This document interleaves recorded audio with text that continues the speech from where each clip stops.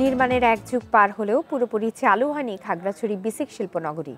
সরকারি পৃষ্ঠপোষকতার অভাব এবং পার্বত্য এলাকায় ব্যাংক ঋণের জটিলতা সহ নানা কারণে সেখানে শিল্প স্থাপনে আগ্রহী হচ্ছেন না উদ্যোক্তারা।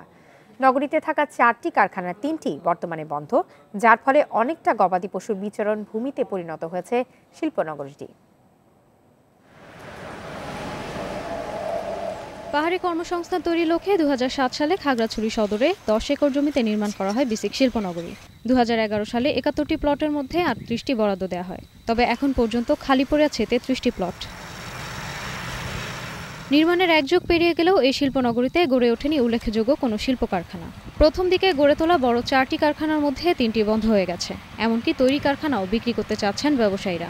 এখন খাগড়াছড়িতে আর বিদ্যুতের কোনো সমস্যা নেই।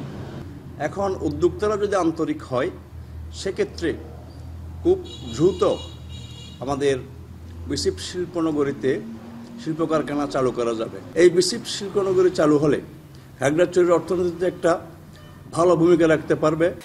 মূলত বিদ্যুৎ সমস্যার কারণেই এতদিন শিল্প কারখানা গড়ে ওঠেনি বলে মনে করছেন ব্যবসায়ীরা। বর্তমানে সেই সমস্যা কিছুটা কমলেও দেখা দিয়েছে ব্যাংক ঋণ পাওয়ার জটিলতা সহ নানা সমস্যা। আমরা এখন চাইছি যে ব্যাংক কর্তৃক যে সংকট সৃষ্টি করা হয় অর্থায়নের বেলায়, এটাকেও মিনিমাইজ করার একটা চেষ্টা চলছে। তারপর বাজারজাতকরণের বিষয়টিও আমরা ধাপে ধাপে ধীরে ধীরে আমরা চেষ্টা করছি। ব্যাংক ঋণ প্রাপ্তিতে জটিলতা নিরসনের ব্যবস্থা নেওয়া হচ্ছে বলে জানিয়েছেন বিসিক কর্মকর্তারা। গত এপ্রিল থেকে বিদ্যুৎ ব্যবস্থা স্বাভাবিক হওয়ার পর একজন উদ্যোক্তা নির্মাণ কাজ শুরু করেন এবং গত ডিসেম্বর মাসে তিনি বাণিজ্য উৎপাদন শুরু করেছেন। আশা করা যাচ্ছে কিছুদিনের মধ্যে এই সমস্যা শেষ হয়ে যাবে এবং বিসিক পুরাদমে চালু হবে। তবে এই ক্ষেত্রে বিসিক ব্যাংকের কিছু সহযোগিতা কামনা করছে। বিসিক শিল্পনগরী পুরোপুরি চালু হলে পাহাড়ের প্রান্তিক জনগোষ্ঠীর কর্মসংস্থানের সুযোগ বাড়বে, তাই সব সমস্যা দ্রুত সমাধানের দাবি জানিয়েছেন স্থানীয়রা।